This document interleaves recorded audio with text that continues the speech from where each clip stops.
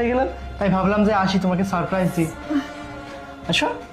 না বলছিলাম কি ফ্রেশ হয়ে আসো। ফ্রেশ হচ্ছি, আসো। এতদিন পর তোমার সাথে আমার দেখা, তুমি কেমন করছো? তুমি আসো। বলছি একটু ফ্রেশ হয়ে আসো না। ফ্রেশ হবো? আমাকে দিদি ফোন দিলে না। আরে তোমাকে ফোন দিব কি? আমি আমার বাড়িতে আসবো, আমার বাড়িতে আসতে কি তোমাকে ফোন দিতে হবে? সারপ্রাইজ। সার্ভিস তো বুঝতেই পারো তুমি। ফোন দিয়ে আসলাম, তোমার জন্য অনেক কিছু রান্না করে শান্তা, রাখতাম। তুমি এমন করতেছো কেন? তোমাকে দেখে মনে হচ্ছে তুমি আমাকে দেখে খুশি হওনি। হ্যাঁ, আমি বলছি কি আমি তোমাকে দেখে খুব খুশি হয়েছি, কিন্তু আমি তো জানতাম না তুমি আসবে, তাই আমি একটু বেশি খুশি হয়ে গেছি, তাই এরকম লাগতেছে।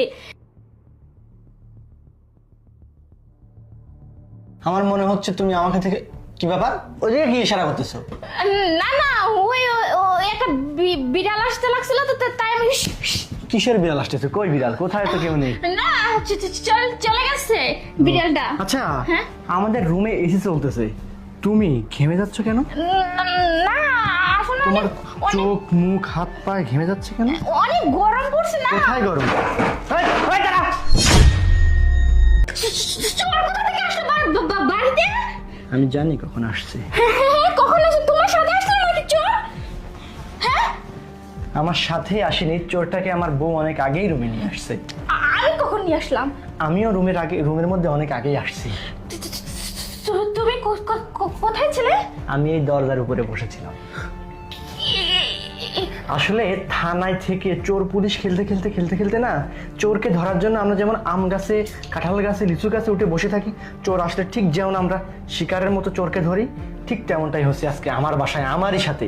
আমি এখানে এসে বসেছিলাম তোমাকে সারপ্রাইজ দেওয়ার জন্য।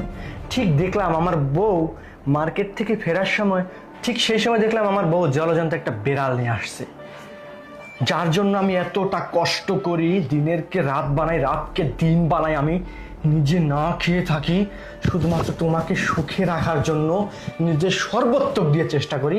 সেই তুমি কি না আমার এই পিঠ পিছনে আরেকটা ছেলেকে বাসায় নিয়ে এসে তার সাথে রঙ্গলীলা করতেছো, আবার আমারই কথা শুনে নাকি তোমার মুডই খারাপ হয়ে যায়। বাহ বাহ শান্তা, বাহ। আমার আজকে বলতে খুব কষ্টই লাগতেছে, কিন্তু তুমি কিভাবে পারলে একজনের সাথে এরকমটা করতে? সি সি সি সি সি। তোমাকে বলার মতো আমার আর কোনো কিছু নেই। আমার যেটা দেখা আমি সেটা দেখে নিয়েছি। তুমি আমাকে আচমকা দেখে যে খুশি হও না সেটাও আমি বুঝে গিয়েছি। এইখানে এসে চলতেছে, ও ঘামতেছে না, আমিও ঘামতেছি না, অথচ তুমি ঘেমে ঘেমে অস্থির হয়ে পড়তেছো। শান্ত, আসো।